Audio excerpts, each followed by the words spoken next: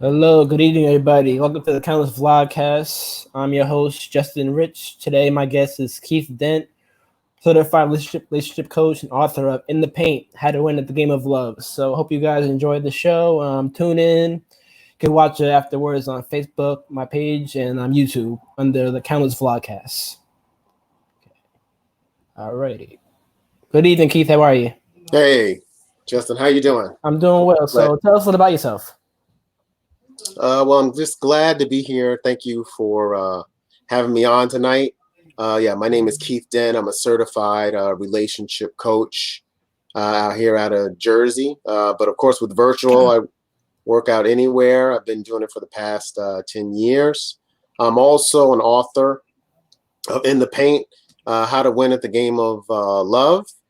And also, I'm a fellow StreamYarder like yourself. I have my own show called Black Men Speak, and it's a show that helps empower Black men so they can be their best selves and let people out here know that they're taking care not only of themselves, their families, but their communities as well. Okay, great. So let's get right into it. The big discussion last week has been the Jada and Will Smith fiasco relationship in August Alsina. So what are your thoughts on that relationship and the whole that situation? Well, it's interesting. Of course, my initial thoughts, and I didn't think someone else talked about it, is that it was kind of a setup for their show, the Red Table Talk, Jada show, Red Table Talk, whereby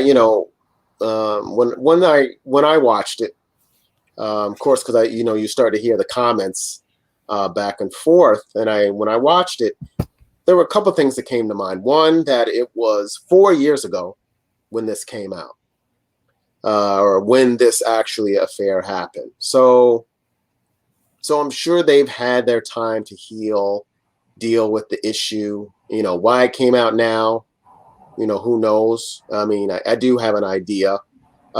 Two, they were having their challenges. They had intimated during the show that they were on a break. And so they're on a break, and almost to the point where they thought the relationship was over. So Jada ended up, falling in for this August guy, and a relationship ensued. And a lot of reasons were around that, which she mentioned. And then three, the last thing that's a little bit more in the cynical on my side, is that it was just great marketing. Hey, they were able to push people to the Red Table Talk, maybe people that hadn't watched before or whatever, because of this, controversy that they had. Okay, great. So next question: do you believe that people compare themselves too much to celebrities and talk too much about their lives and not focus enough on their own problems and issues? I wouldn't say that they focus on them solely. I think they try to use celebrities kind of to justify maybe their actions. So, hey, what's the big word out there is entanglement. So I saw people posting on their Facebook pages is that I survived an entanglement. And I mean, I know it's tongue in cheek and it was probably funny, but I think that a lot of people say, look, here's a celebrity that people admire. People admire Will Smith, Jada Pinkett Smith, just for being the fact that they're a Black couple, one, that they're open about their relationship, and people try to gravitate to that. So if you're trying to justify yourselves as being a relationship like that or use that, I would kind of caution that, because no one's really in the public eye as much as they are, and they probably have a hard time. They have a hard time living that, because they just want the individuals to know that their life is really challenging, and if we had to live in a bubble like they do, it'd be really tough. Okay, we have a question from the audience. The question is: do you think Or do we think Jada was being predatory with August's age and previous drug addictions and issues in the past? Well, she mentioned that she was trying to help him. And I think, if you're not grounded or solid in what maybe how you're feeling, your emotions, you could get caught up. So it's not like he was and I don't know the age, so don't hit me on that. But I mean, I'm assuming he was an adult, or at least over 18. And, she got caught up because her emotions were also in line with, how she was feeling. He looked good, I'm sure. And she was also vulnerable. So who knows how it could happen. Hey, he comes in and just, is, showing her affection, or, who knows, it can happen. And so what's interesting, if that was the other way around, so if it was a guy and a guy and a young lady, no one would ever mention about being predatory. So, it's a little bit of that double standard going on there.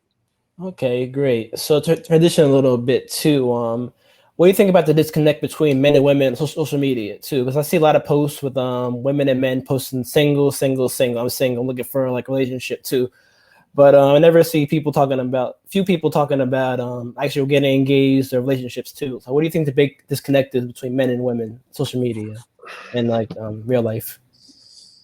Well, I don't know if there's necessarily there's a disconnect. I think when couples, especially younger couples, they probably try to keep that private. So you're not going to see a lot of those things posted online, because with that, everyone gets to see about your relationship, how's it going, what the issues are. And we know there's trolls out there, and everyone has a comment. So that's probably one of the reasons why we don't see a lot of couples posting. You'll see, of course, anniversary pictures, or if there's some major occasion. But I think for the most part, the relationships are not going to be, they don't want to put their information on social media. And because of a whole number of factors, privacy, you don't want everybody knowing your business. And especially if things don't work out, you don't want to have to deal with the backlash. I do think there is some issues for, as far as, men and women, when it comes to being on the same page. I've heard there's been a big movement lately with men, like, look, leaving women alone and wanting to just do their own thing. And I think it's for a couple of reasons. One, because women now are, I wouldn't say women now are in a position where they can make a living. They don't have to solely rely on the man for their life. And I think there's been a little bit of a backlash with that. And some men are actually getting hurt by that.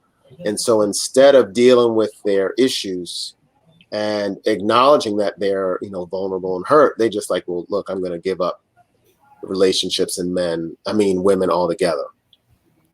Okay, great. So with that being said, do you have any advice for those looking for a potential relationship and a mate? Well, yeah. I recently wrote a book called In the Paint. And one of the things in the paint, how to win the game of love.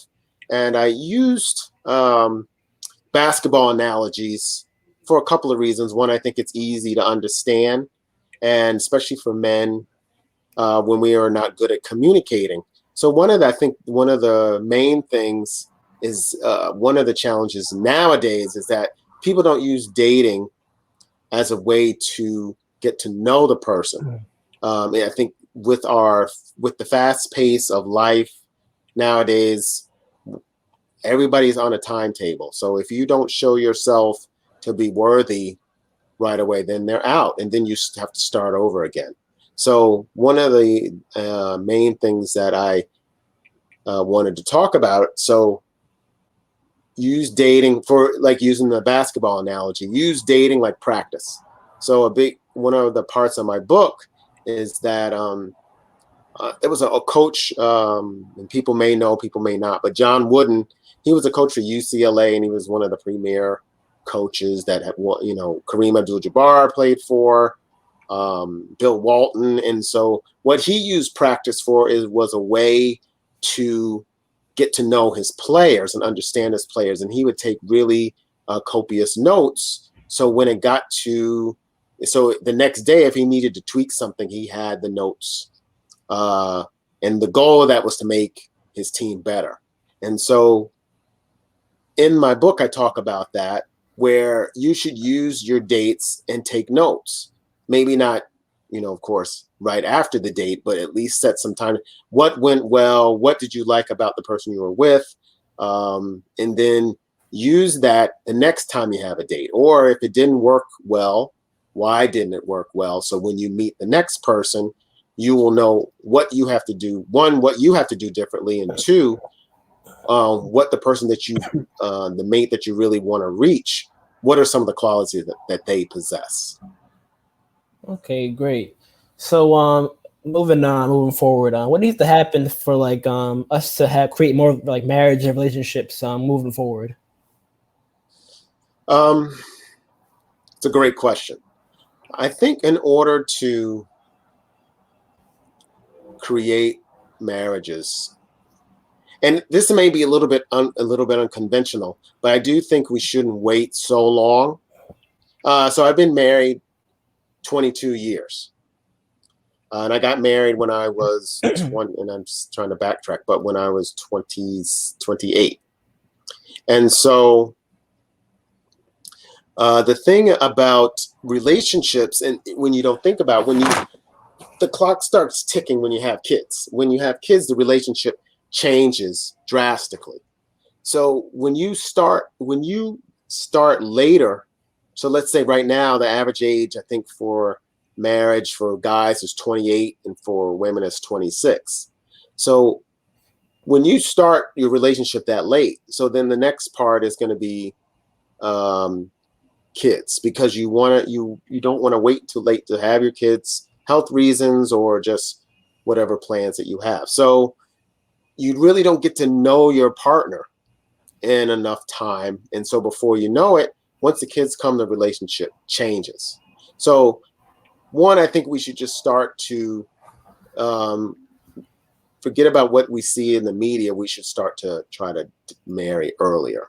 But with that said, is then in our dating, we have to start to be more vulnerable in our relationships and ask the right questions.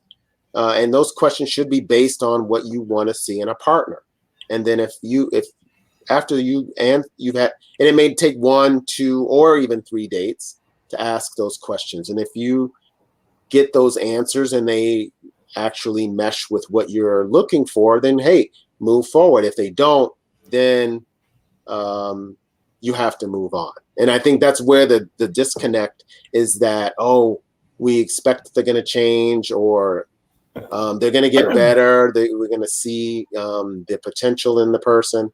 And then when they don't, we have to start over, or we're jaded with relationships altogether. Okay, so what are some methods people can go about finding somebody, like some of the resources and like outlets to find like not a potential partner, like even like starting out like dating to meet people? So one of the things now, which is kind of, I guess, scary now, is it's a little challenging with COVID. With the COVID that's out there, it's really a little bit difficult to meet people. I'm sure people would be a little nervous to kind of go out now, but maybe not. Now with things lessening, it may be a little bit challenging. But a lot of things is you should really look at the things that you like doing and do those things. Like, for example, so if you're an entrepreneur, you should go to a lot of networking events. There's always people at networking events.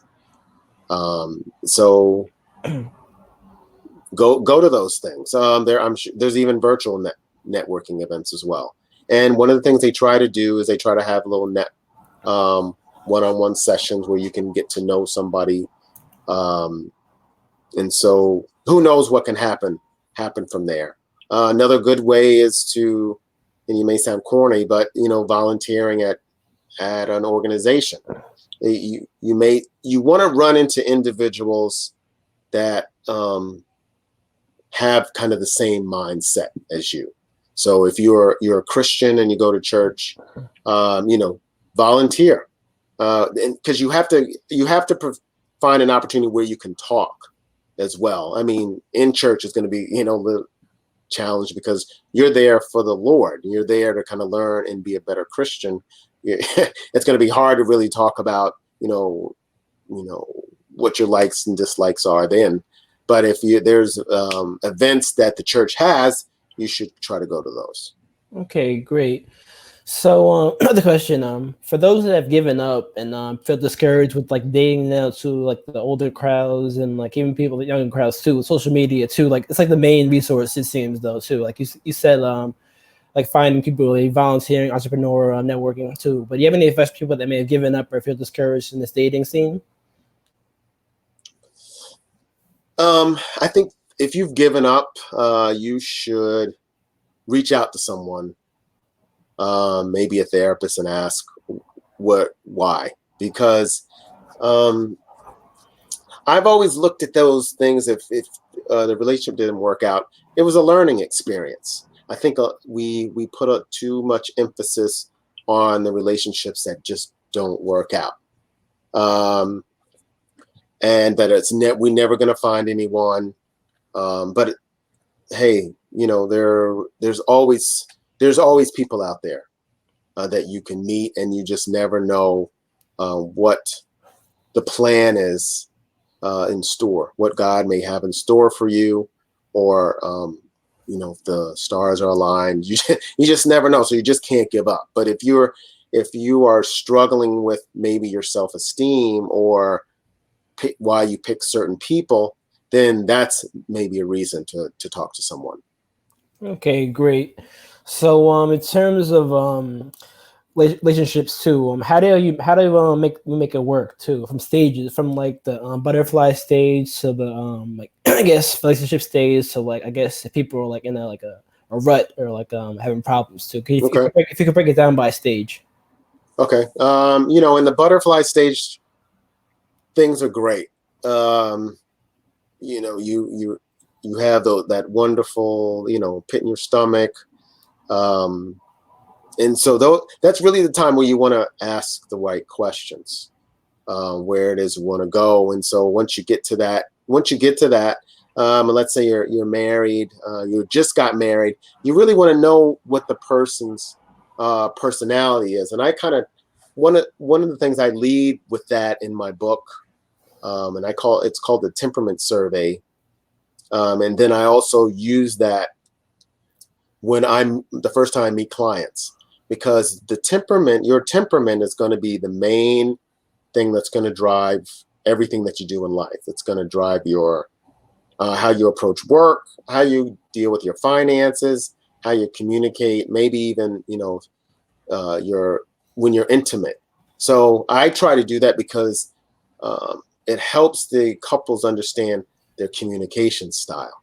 So when you're kind of in that wedding phase or a little bit after that, it's good to understand your temperament survey. And if you're in a rut, I'd say if you're having communications issues, by all means, if you can't handle it yourself, then I would reach out to someone. But a good actual communication system or a way you can better communicate is really doing active listening. And that's where you would someone talks about what one of the issues are, and as the partner, you have to kind of restate what the person says, and that helps them so then the person that actually had the issue can acknowledge, yes, that's how I'm feeling, and then they discuss it. And the great thing about that is that the person actually feels heard. And so then, now that they felt heard without judgment, then they can go ahead and start communication. So finally, if that's not actually working well, then by all means, reach out to you could reach out to me as a relationship coach or a therapist in your area that does relationships, and you can get some help and support. Okay, great advice. So let's talk about like old ideals and perceptions. So if somebody doesn't change their, like, ideals and perceptions, if they haven't worked for them in the past, or like they're like not like up to speed with like new age ideals, like what any advice for them too? Like how should they go about that too? Like I know everybody has their own perceptions and thoughts, but it's hard to change though. But if you could like speak on that a little bit, it'd be great. I think you have to peel back the layers, and that takes a lot of work. We have a lot of hangups, especially in the African American community. We've seen a lot of pain. Probably at times have not seen what healthy relationships look like, and so when we go into them, we have a hard time making the adjustments that we need to make in order to make relationships work. And that's why I like the sports analogies that I use in my book. I mean, do you want to be the best player that doesn't win, or do you want to give up a little bit and work with your team so you can win? Hey, Michael Jordan, he didn't win his first few years because he felt he had to be a certain way. He had carry his team, and it didn't work. He didn't start to win until he trusted his teammates and believed in what they could do on the court. And relationships are the same way.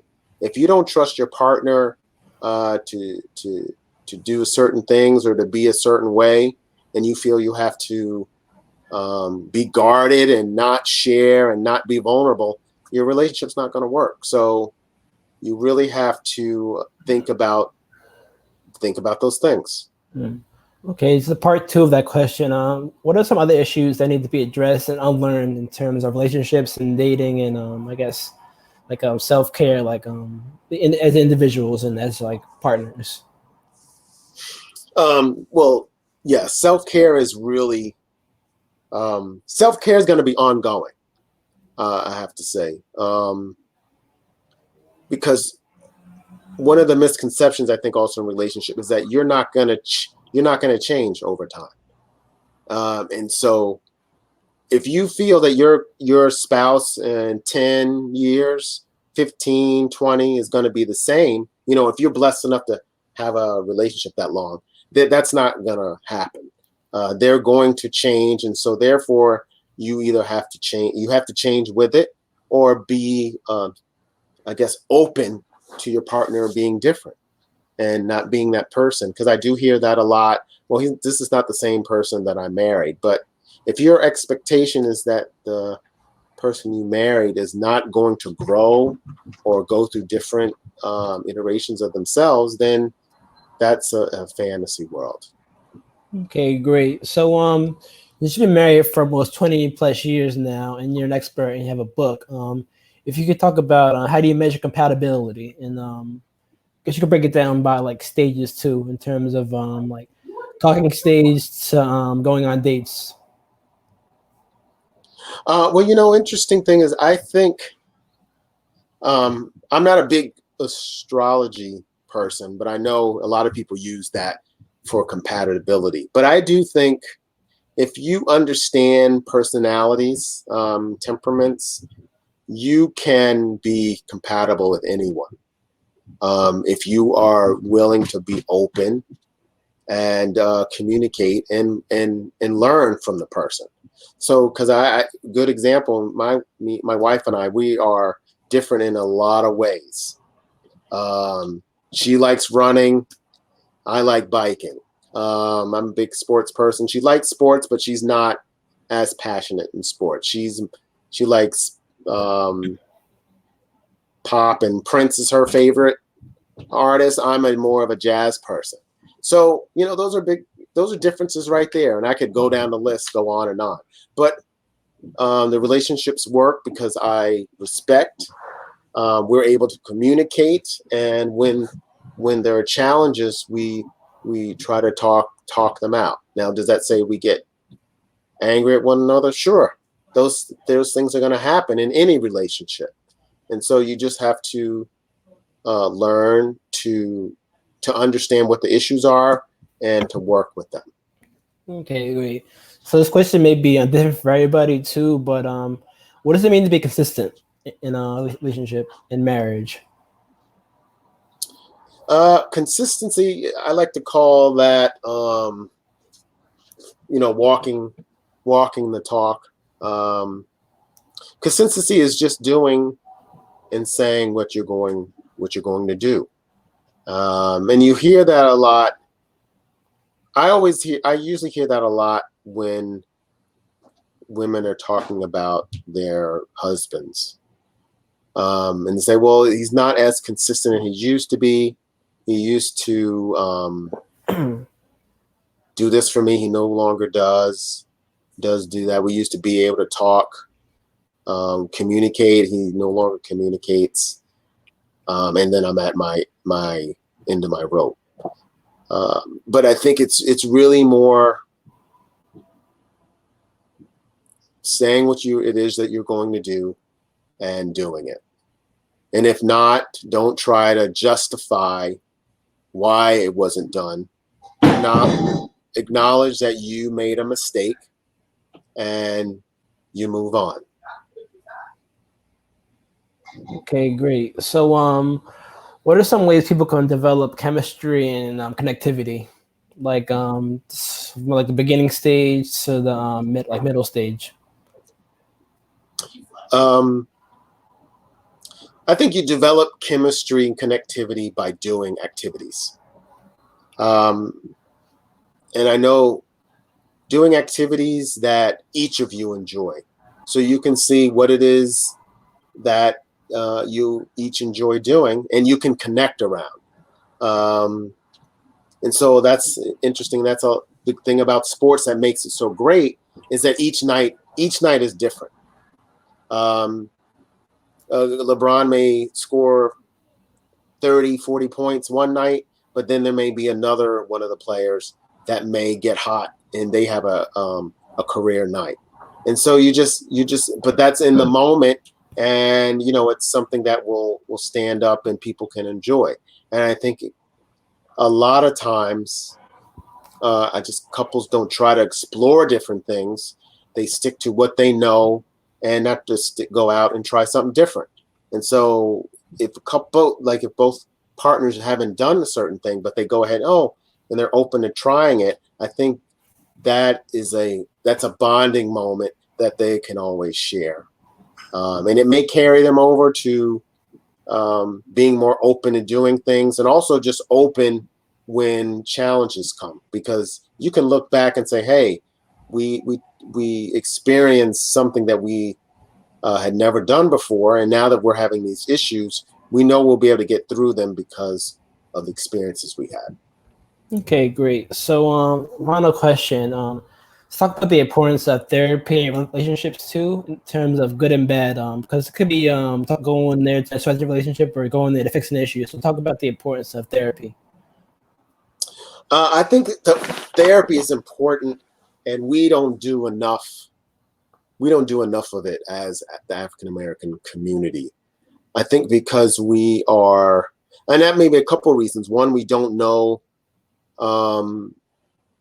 There's not really a huge network of African American therapists and coaches that we know, so we are more apt to not take advantage of it. And so I think we just have to do a better job. And that's one thing about the Black-owned network that was on Facebook, is that you're able to ask questions, and people can always refer to those businesses or those coaches and therapists that they're looking for. So that's a great point.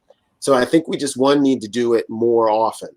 And then two, we also should do it before we get married.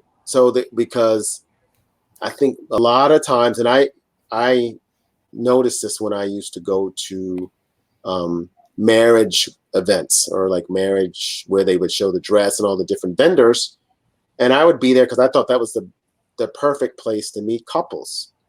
And I would get there, and couples didn't want to talk to me at that moment because they're like, ooh, if any issues come up, then we're not going to get married. And I'm not going to have my great party and great wedding. But I think that should be done more. And because it'll help address those issues that you'll have that you're kind of kicking down the road, and then they'll start to come up. Usually when the kids come. And like, look, oh, he's just not helping me out. And he's like, well, and you can say, well, did he really help you out back then when you first got married? Well, no, he didn't. But now it's an issue because there's more responsibility at stake. So I think it is helpful to do it, right when you get married. And then finally, especially when you're having challenges, you should reach out to someone and not rely solely on your friends for support. And I think we, as a community, really rely a lot on that. And your friends are not necessarily going to tell it to you straight. They're going to side with you the majority of the time, and then before it's too late. Or another thing, which I failed to mention, we hide our pain. Couples don't hide their pain, and then they'll just go ahead and get divorced. And then you're like, well, why? You could have easily, if you talk to someone, at least given it a shot. What's the worst thing that can happen? I mean, and you find out it doesn't work, but at least you're not in heated argument, and you've talked to a third party that can maybe justify those feelings, and then you're okay to get the divorce. Okay, great. So I'd like to end these with a positive message from you. Any advice you'd like to share that we didn't cover? No, I think one thing is we just need to take a breath. We're going through, especially in our community, there's just a lot of pain right now. The gun violence and everything is going up. The coronavirus is rampant in our communities. A lot of us are out of work. So, really take stock into the person that you're in a relationship with. Acknowledge something special that you like about them, that you love about them. And then we need to give out some more hugs. I think if we do that, our relationships will get better, and we'll also break some walls down too. Okay, great. So on this, it's a chance to plug yourself to your tags, social media, websites, and your book, so people can find you and support you. Yeah. So if you, the best thing to do, here's the book here, In the Paint: How to Win in the Game of Love. If you're interested in the book, you could hit me up on my email. It's info at Keith Dent. That's KEITH Dent DENT.com. You can find me on social media a couple of ways. So I have a relationship group called Couples Conversation. There we talk about, I usually put up questions every day to help people discuss conversations in a much better way. You can find me on Instagram at Keith, KEITH _Dent. And then you can also find me on the Facebook group Black Men Speak. And there it's just a topic to help our Black men. So, you can find me any of those ways. And I forgot, in the website, KeithDent.com. Okay, thank you, Keith, for coming on and sharing your experience and advice for the audience out there, people that may need it, may not realize they need it. But thank you for coming on. I appreciate it. Justin, thank you for having me, and you have a good night. All right. This has been the Countless Vlogcast with Keith Dent, relationship coach, certified, and author of In the Paint: How to Win at the Game of Love. Thank you guys for watching. You can find me on YouTube at the Countless Vlogcast and on Facebook, Justin Rich. Thank you guys for watching. All right.